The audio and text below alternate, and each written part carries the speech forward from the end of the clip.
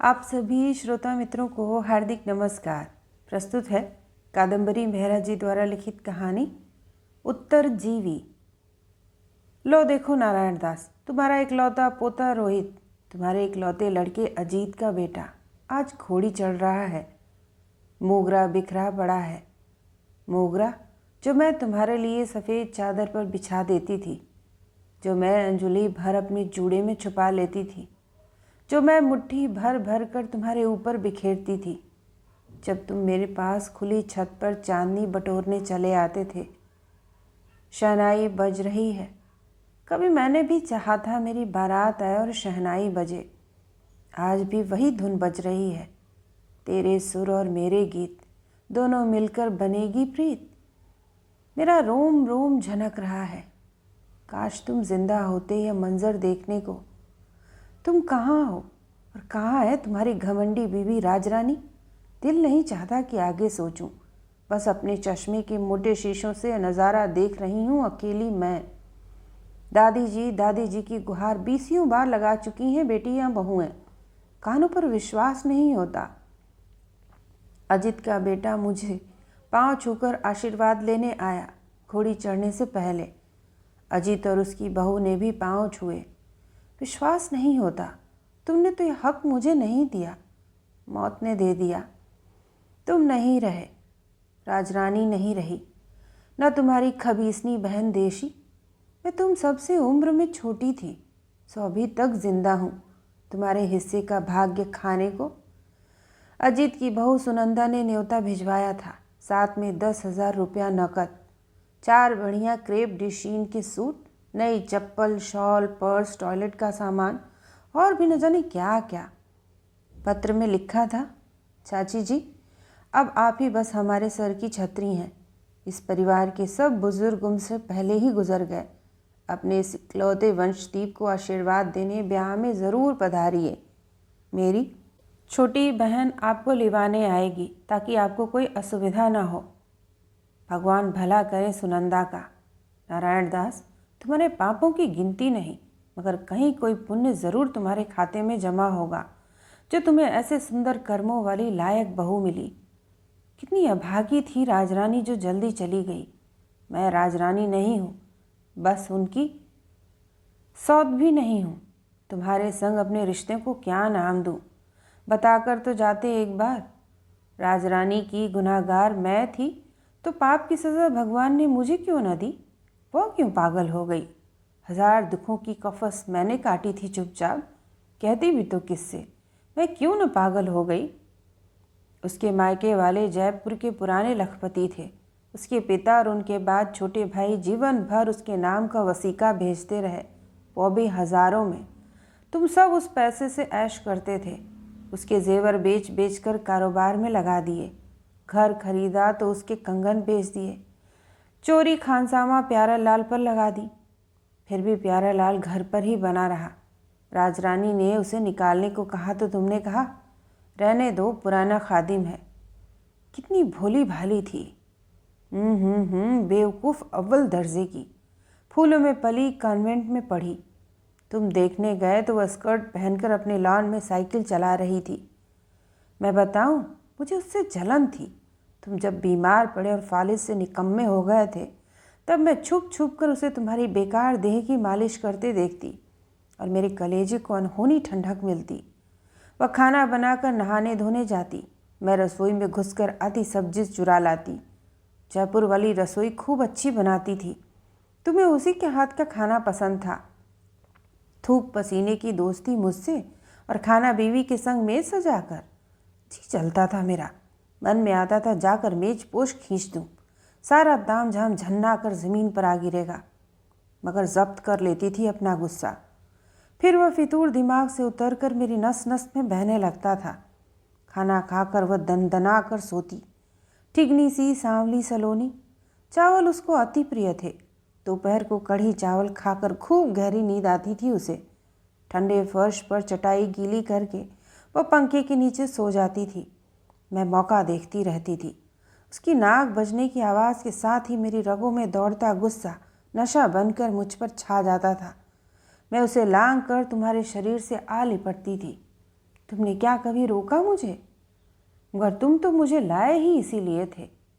नेपालगंज तुम लकड़ी का ठेका लेने गए थे, साथ ही तुम्हारा भाई बिशन दास, मेरा पहाड़ी बाप, लकड़ी का ठेकेदार था। घर ले आया तुमको। शाम को चाय पिला फूलवती, खूब मीठा मीठा बीला। मैं हिरनी सी कुलांचे लगाती ढलान के नीचे वाली गली के हलवाई से ताज़ा गुलाब जामुन ले आई थी, मगर तुम्हें गुलाब जामुन से ज़्यादा मीठी मैं लगी थी। लकड़ी का ठेका तो अपनी जगह रहा, तुम मुझे अपने भाई की दुल्हन बनाकर ले आए। बिशन दास का गोरा एकहरा शरीर, सुंदर चेहरा। मेरा बाप धोखा खा गया। न बाजा न बारात, 4 फेरों की शादी। दिल्ली तो सबसे बड़ा शहर है, ऐश करूँगी। नहीं पता था भाग्य फूट रहा है। तुम्हारे भाई को भयंकर दमा था, खाए बकरी सूखे लकड़ी। मैं नादान पति की सेवा को धर्म मान बैठी। कभी पीठ और छाती में वैद्य जी का तेल मलती, कभी गर्म पानी में पिपरमिंट डालकर भाप दिलाती। उसका गोरा गोरा पिलपिला सा मांस हर वक्त जड़ी बूटियों की बासी सी सुगंध से गंधाता रहता था। कुर्ता बनियान, लकीरों वाला पैजामा, सब में वही बास, मुझ में भी वही बास। मेरे दिमाग में बस गई थी वह बास। चूड़े वाले हाथों से मैं उसके कपड़े धोती, मगर बास पीछा नहीं छोड़ती थी। उसके सीन से लथपथ रूमाल, आज भी याद करती हूँ तो मन कांप जाता है। तुम्हारे विधवा बहन देशी उसके लिए जहान भर के काढ़े बनाती। वह काढ़ा पीकर चुपचाप सो जाता। 4-5 महीने बाद मैं मायके गई, पहली और आखिरी बार। माँ ने मुझे ऊपर से नीचे तक घूरा। मैं आँख चुरा कर पहाड़ी जंगलों में भाग गई। चीड़ और भांग की मिली जुली खुशबू में लंबी लंबी सांसें लेती घंटों भटकती रही। मन हुआ वहीं रह जाऊं। खूब दहाड़ मारकर रोई माँ से लिपट लिपट कर। दुहाई दी कि मत भेजो अपने से दूर, मगर माँ जल्लाद निकली। अरे कमबख्त, ये कोई नहीं कहेगा कि तू छोड़ आई, सब कहेंगे गंवार थी, छोड़ गए। हमारी इज्जत रख, तेरे और भी तो भाई बहन हैं। इसके बाद वह निचले बाजार की तंग गली में रहने वाली बूढ़ी नाइन को बुला लाई। नाइन बुआ ने मुझे पत्नी धर्म की शिक्षा दी। मैं हंस हंस कर दोहरी हो गई। तब उसने मेरे गाल पर चांटा जड़ दिया, जोर से चिल्लाई, भाग फूटा है तेरा, अब अपनी कोशिश से ज़िंदगी सुधार ले, वरना कहीं की न रहेगी। उसकी सिखाई हरकतें गांठ बांध ली और चुपचाप वापस आ गई। भले ही नादान थी, मगर इतना तो पता था कि पति पत्नी के रिश्ते का आधार क्या होता है। सारे नुस्खे आजमाती रही तुम्हारे भाई पर। खुश हो जाता, हंसता, मुस्कराता, मेरी ठोड़ी उठाकर मुंह भी चूमता कभी। मुझे लगता मेरे अंदर तरल लावा बह रहा है। मैं उसे जकड़ लेती। जैसे तैसे मेरी गृहस्थी रुलने लगी, मगर अक्सर उसकी सांस फूलने लगती। मैं डर जाती, सिकुड़ कर कछुआ बन जाती। वह लाचार सा मुझे छोड़कर खांसने लगता। नाइन बुआ ने ताकत के जो नुस्खे मुझे सिखाए थे वह देशी देने नहीं देती थी। मेरा उस पर कोई हक नहीं था, मगर उसे कुछ हो जाता तो तुम्हारी बहन चिल्लाती, क्या कर दिया उसे करम जली, जब से पांव धरा है घर में रोज लड़का बीमार हो जाता है, अपनी मौज मजे के मारे उसके प्राण लेगी क्या। किसकी मौज, किसका मजा, उसकी कमज़ोरी मुझे खाने लगी। मैंने तुमसे एक दिन 2 टूक बात की कि मुझे वहाँ वापस जहाँ से लाए थे वहीं भेज दो। तुम कुटिलाई से मुस्करा दिए। माँ से पूछ ले फूलवती, फिर बोल, तेरे बाप को बराबर 500 रुपया महीना भिजवा रहा हूँ, इतनी ही कलेक्टर की तनख्वाह होती है। गोया मैं कोई नौकरानी थी, जैसे तुम मेरी तनख्वाह भेज रहे थे मेरे घर। मेरा बाप क्या तुम्हें लकड़ी के ठेके नहीं पुग रहा था, माल तो वही भिजवाता था। मुझे तो नहीं, पर तुमने इसके 1 हफ्ते बाद ही राजरानी को उसके मायके जयपुर भेज दिया। तुमने कहा तुम्हें बलूत की बढ़िया लकड़ी लाने आसाम जाना पड़ेगा, 2-4 महीने मायके चक्कर लगेगा। अंधा क्या मांगे, 2 आंखें। राजरानी क्या मांगे, अपना मायका। वो चली गई तो घर का सारा काम तुम्हारा भी मेरे जिम्मे, ऊपर से हुकूमत तुम्हारी बहन की। एक दिन मुझ पर जैसे चंडी चढ़ गई। मैं आंगन में सर झटक झटक कर नाचने लगी। मेरा पति चिल्लाता रहा, मगर मुझे रोक नहीं पाया। तब तुमने आकर मुझे अपनी बलिष्ठ गिरफ्त में थाम लिया। मैं वहीं सबके सामने तुमसे लिपट कर फूट फूट कर रोई। बिशन दास तुम्हारे दफ्तर में कागज पत्तर संभालता था। रोज सुबह झक सफ़ेद कमीज और सफ़ेद पतलून पहनकर वह काला बैग और काला चश्मा लगाकर निकलता और ऑफिस में जा बैठता। खाना खाने 1 बजे घर आता। उसी के रिक्शा में देशी सौदा सुलभ लाने और मटर गश्ती करने सज बनकर बाजार चली जाती। घर पर मैं अकेली। उस दिन भी सुबह की रसोई समेट कर मैं छत पर चली गई। धूप में टंकी के पास बैठकर कपड़े धोए और नहाई। छत के दरवाजे की ओर मेरी पीठ थी। तुम चुपके से आए और दरवाजे की सांकल लगा दी। मैं मुड़कर देखती इससे पहले ही तुमने मुझे गीले पिंडे समूचा गोद में उठा लिया। मैं चिल्लाई तो हथेली से मेरा मुंह दबा दिया। चिल्ला चिल्ला, और ज़ोर से चिल्ला। सुन कौन रहा है तेरी? देशी सुनेगी। हाँ, मगर वह क्या तेरी तरफदारी करेगी? तुझे इल्ज़ाम लगा देगी, सोच ले। मैं छटपटाती रही मगर छूट न पाई। फिर यह हरकत रोज का किस्सा बन गई। जितना ही मैं डरती सिमटती उतना ही तुम रंग दिखाते। किसी को पता नहीं चला। मगर मैं मुँहज़ोर हो गई, एकदम निर्भीक। देशी की कटुक्तियों का मुंह तोड़ जवाब देती। प्यारे लाल पर रोब से हुक्म चलाती। जब मर्जी घूमने फिरने बाजार चली जाती। बस बिशन से दोस्ती बनाए रखी। उस पर मेरा हक था। वह सीधा साधा मासूम इंसान था। उसके प्यार करने में आग नहीं थी मगर सुकून था, जो मुझे अपना भाग्य समझ आता था।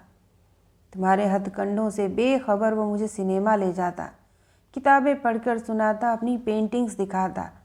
मैं उसे ठग रही थी मगर तुम्हारी मर्जी से। राजरानी वापस आ गई तो मैंने सोचा चलो जान छूटी, मगर तुम एक ही घाघ थे। कोई न कोई मौका जुटा ही लेते। पहले मैं राजरानी से डरती रही, फिर वह डर भी निकल गया। तुम चोर थे तो मैं सीना जोर। मेरे हाव भाव देखे तो राजरानी का माथा ठनका। उसने तुम पर अपनी गिरफ्त कस ली। जाने कैसे उसे शादी के कई वर्ष बाद गर्भ रह गया। तुम फूले न समाये। तुम्हारा सारा ध्यान राजरानी पर केंद्रित हो गया। मैं गई भाड़ में। जलन ने मुझे कुटिल बना दिया। ऊपर ऊपर से मैं खुशी दिखाती, अंदर अंदर कुढ़ती। मुझे बच्चा चाहिए था, अपना बच्चा, बिशन दास का बच्चा। बहुत जतन किए, कुछ नहीं हुआ। राजरानी जचकी के लिए मायके चली गई। उसे वहाँ छोड़कर तुम वापस आए तो तुम्हें फिर से मेरी याद आई। मन में आया तुम पर थूक दूँ, मगर मुझे बच्चा चाहिए था कैसे भी। मैं मुस्करा कर फिर से तुम्हारी होली। बच्चा आया, मेरा मन गुलजार हो गया। मैंने चुपके से तुमको बताया, पर तुम्हारा तो रंग ही फक हो गया। निकलवा, अभी गिरवा उसे। नहीं, हरगिज़ नहीं। कोई नहीं जानता कि यह तुम्हारा है। सब इसे मेरे बिशन का ही मानेंगे। नहीं गिरवाऊंगी। नहीं फूलवती, इसे कोई बिशन का नहीं मानेगा, क्योंकि तेरा आदमी बच्चा नहीं पैदा कर सकता। यह बात सिवा तेरे और सबको पता है। कैसे? फूलवती तो उसकी दूसरी बीवी है। उसकी पहली किसी और के संग भाग गई। हम दोनों जुड़वा भाई हैं। बिशन दास तुमसे दुगनी उम्र का है और मुझसे 2 घंटे बाद पैदा हुआ था। पैदाइश के वक्त वह सिर्फ 2 किलो वज़न का था। हमारी माँ ने 1000 तकलीफ़ें उठाकर उसे पाला था। उसे पालने में वह खुद मिट गई। जब देशी का आदमी हैजे से मरा तो मेरी माँ टूट गई और बिशन की जिम्मेदारी 2 बरस बड़ी बहन को सौंप कर मर गई। हम दोनों की संग संग शादियाँ हुई थीं, मगर जब उसकी पहली पत्नी को पता चला कि वह बच्चा नहीं पैदा कर सकता तो वह किसी और के संग भाग गई। मायके गई थी, लौटी ही नहीं। इसीलिए जब तू पहली बार मायके जाकर लौट आई सही सलामत, तब बिशन ने तुझे अपनाया। याद कर, बिशन को अगर पता चलेगा कि तू पेट से है तो वह समझ जाएगा कि तू क्या कर रही है। यह कहानी सुनकर मेरे तोते उड़ गए। मुझे तुम्हारे घर आए हुए 3रा साल था। इतना बड़ा किस्सा और मुझसे ही छुपा कर रखा तुम सब ने, राजरानी ने भी। मैंने ढीठ बनकर कहा, मैं बिशन दास को मना लूँगी, मगर तुम डर गए राजरानी से, उसके अमीर माँ बाप से, अपने अनमोल बेटे से। मैं चीखी, कितने बेईमान हो तुम सब, कितने झूठे हो। शादी ही क्यों की ऐसे आदमी की? तुम्हें यहाँ कैसे लाता? तेरा रूप जो डंक मार गया फूलवती, तो बेहद सुंदर जो थी। तो फिर राजरानी पर क्यों इतना लुटे जाते हो? अब पैसा भी कोई चीज़ है ना, बस तू अपनी जगह वो अपनी जगह। तू मुझे खुश रख, मैं हमेशा तेरा ख्याल रखूँगा, पर तू यह बच्चे फच्चे के चक्कर में ना पड़। मैं मरती क्या न करती, बदले में तुमने मुझे जड़ाऊ मांग टीका और कंधे तक लटकते झुमके बनवा दिए। बड़ी चालाकी से तुमने वे गहने अपने भाई को दिए और जताया कि बेटा होने की खुशी में उपहार दे रहे हो। बिशनदास खुश हो गया। खुद अपने हाथ से उसने मुझे पहनाए और फिर मेरे साथ फ़ोटो खिंचवाई। मैं फूली न समाई। लकड़ी के ठेके से तुमने हज़ारों रुपए कमाए, मेरे नाम कोई रकम न कर दी जो मैं जीवन भर घुट्ट घुट्ट खाती। बिशनदास को भी तुम क्या देते थे? सिर्फ 250 रुपया महीना। हमारा राज कब तक छुपा रहता? जिस दिन पकड़ा गया तुम्हारे भाई ने जहर खा लिया, मैं विधवा हो गई। तुम्हारे खोटे कर्म एक अच्छे भले इंसान को खा गए। कितना शरीफ था। भगवान ने भी क्या बंटवारा किया जुड़वा बच्चों में। एक को सारे सद्गुण, विद्या, कला, प्रेम, लगन, संवेदनशीलता सब देकर स्वास्थ्य छीन लिया, और दूसरे को सेहत देकर सारे जगत का सबसे मतलबी बेईमान अय्याश बना दिया। अपने भाई बहन तुमको बहुत प्यारे थे, मगर अपनी अय्याशी सबसे ज़्यादा। बिशनदास ने मरते मरते मुझसे बदला लिया। उसने अपना सारा हिस्सा पत्ता देशी के नाम लिख दिया। तुम्हारे माँ बाप अपनी पुरानी हवेली उसी के नाम कर गए थे। तुमने बेसाख्ता उसकी इच्छा का मान रखा। 10 छोटे मोटे किराएदार उसमें बसे थे। वह किराया देशी को मिलने लगा। मुझे ठेंगा। बिशनदास से मेरे रिश्ते का एक नाम था। उसके रहते मैं सुहागिन कहलाती थी, श्रृंगार पटार करती थी। चवन्नी भर बिंदी मेरे माथे पर दिप दिप करती थी। मेरा रूप जगमगाता था। अब न मैं सज संवर सकती थी, न हंस बोल सकती थी। मेरा नाम एक गाली बन गया। सोचा तुम्हारी मनहूस दहलीज छोड़कर मायके जा बैठूं, मगर वहाँ कौन सा खजाना गड़ा हुआ था। टीबी की मारी माँ, भाई की कच्ची गृहस्थी, बूढ़ा बाप, सब कुछ बदल गया था।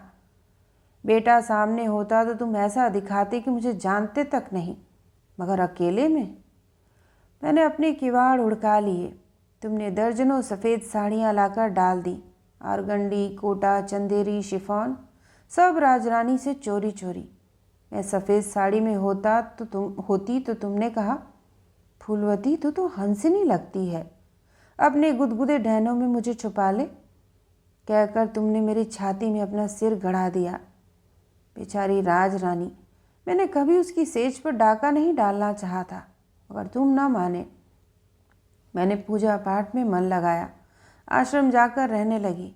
तुम 4 दिन में वापस ले आए। मैंने हथियार डाल दिए। तुम्हारा दिया खाने के एवज में तुम्हारा हक भी तो अदा करना था ना। मैं तुम्हें पाले रही, झूठ क्यों बोलूं? मेरी जवान देह को वैसी की वैसी ही थी, भूखी प्यासी ललचौड़ी।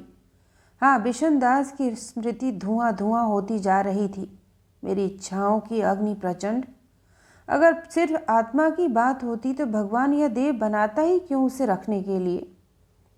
तुम्हारा बेटा बड़ा हुआ तो राजरानी ने उसे अजमेर पढ़ने भेज दिया। अब वह रोज़ रोज़ उससे मिलने के बहाने चली जाती।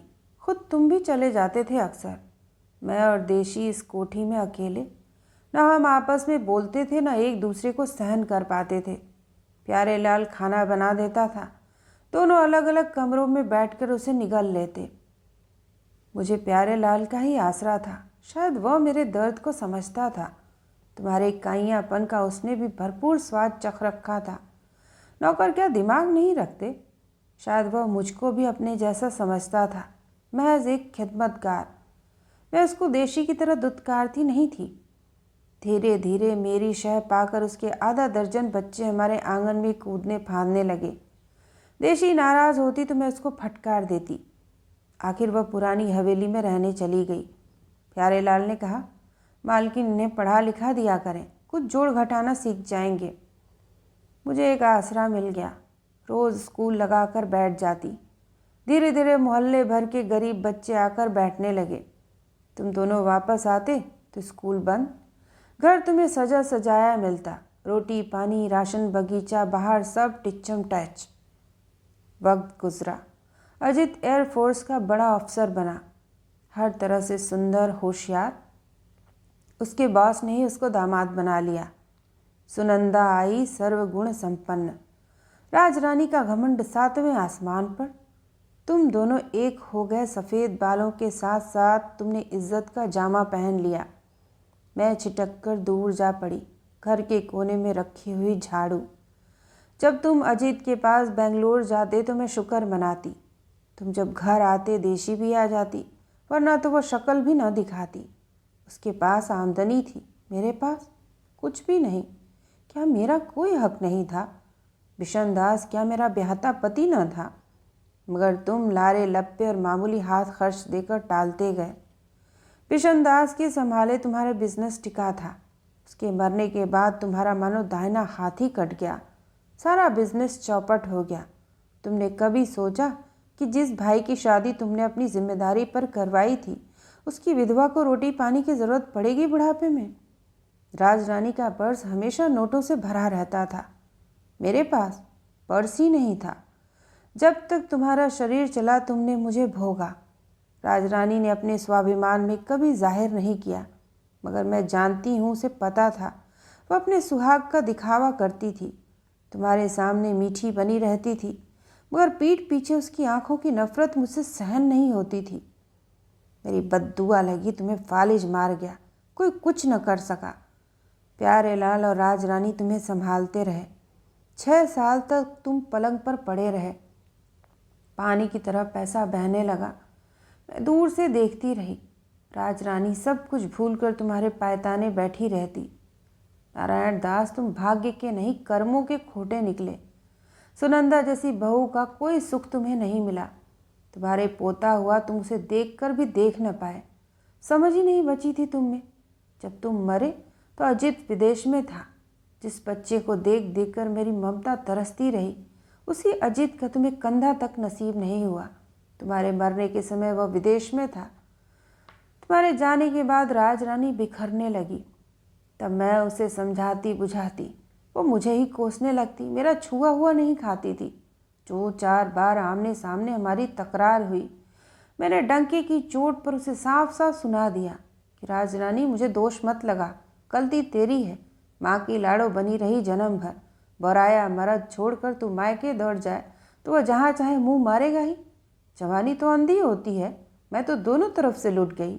न इज्जत रही न रखवाला, और आज भिखारिन बनी तेरे 2 टुकड़ों के लिए यहाँ पड़ी हूँ और तू डंडे बरसा रही है। शर्म कर। मेरा आदमी मरा तेरे आदमी के कारण। तेरे पास तो पैसा है और पूत भी, मेरे पास क्या? मेरे पूत का नाम न ले अपनी काली जुबान से। तो जाना उसी के पास। यहाँ क्यों बैठी है? यह घर तो मनहूस है। बस बात लग गई। राजरानी अपना डेरा समेटकर बेटे बहू के पास चली गई। मैं निपट अकेली। प्यारे लाल को भी कहाँ से पालती। चुपचाप राजरानी की गृहस्थी से चोरियां करने लगी। कभी कोई भांडा, कभी चांदी का गिलास, कभी उसकी विदेशी साड़ी। वह छठे छमाहे आती तो उसे पता भी न चलता। उसकी याददाश्त मुदलाने लगी थी। शुमार फीकी पड़ने लगी। धीरे धीरे उसका आना कम होने लगा। किसे होश था सामान का। प्यारे लाल ने मोटर हथिया ली तो अजीत की छूछक में राजरानी के मायके से जो आई थी, वह उसकी टैक्सी चलाने लगा। मैंने चौकी बनकर उससे अपना कट रखवा लिया। वह रोज़ के रोज़ 30-40 रुपए दे देता। मैं कोठी को सजा संवार कर रखती। कोई ब्याह बारात होती तो सामने का बगीचा और कमरे किराए पर दे देती। मोहल्ले भर के बच्चे इस आंगन को गुलजार रखते। मैं खुद सिर्फ 8वीं तक पढ़ी थी, मगर इन बच्चों का होमवर्क करवाते करवाते काफ़ी सीख पड़ गई थी। जिसे भी ज़रूरत होती मेरे पास सीखने समझने आ बैठता। बिशन दास किताबों से भरी अलमारी छोड़ गया था। सब पढ़ती। मेरा नाम चाची जी पड़ गया। सिर्फ अजित ही नहीं, जगत भर की चाची। एक दिन सुना राजरानी बहुत बीमार है।